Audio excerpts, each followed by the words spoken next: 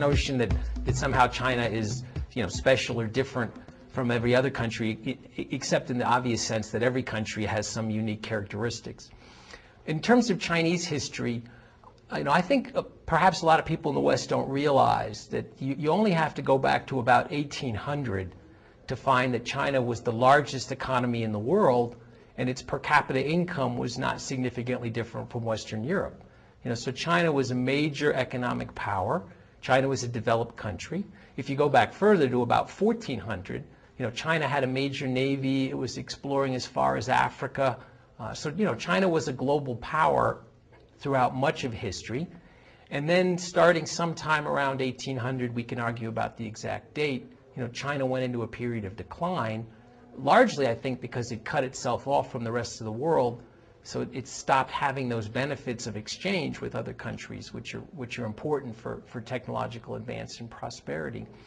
So I think Chinese people have a lot of innate pride, about their past, and they're in some sense embarrassed that the country, really declined and became extremely poor. In the 20th century, you had the Japanese invasion, you had different European powers taking little pieces of China. So I think the Chinese people have a very strong drive to return to what they see as their rightful place in the world, which is a major economic and cultural, political center.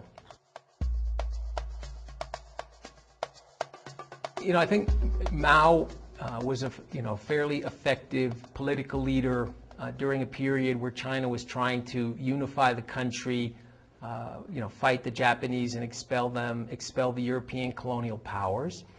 There's a lot of controversy about, who played what role exactly, and I'm not the best expert to be interviewed on the details of the history of the 1920s and 1930s. I think the important point is most people in mainland China think that Mao played a very important role in reunifying the country and putting China, the kind of first step in bringing China back as a world power. On the other hand, I think most people in mainland China think that he was a very poor day-to-day manager. After the country was unified in 1949, there was a series of quite disastrous decisions, mostly on the economic front.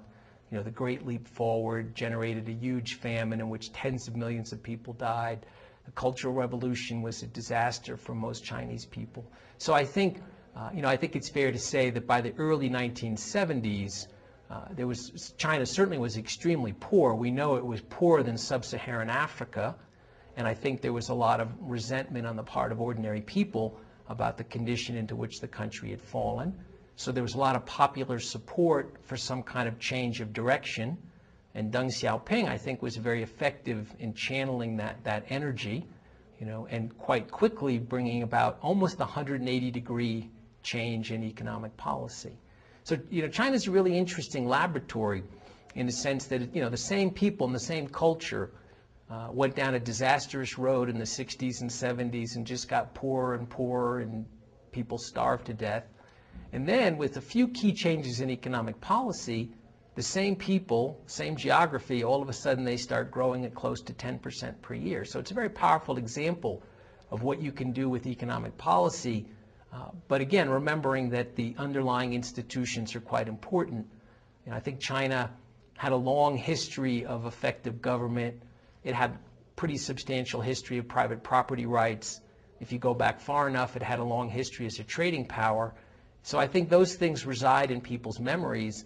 And once, in a country like China, once you shift policy toward strengthening property rights and opening up the economy, you get really impressive results very quickly.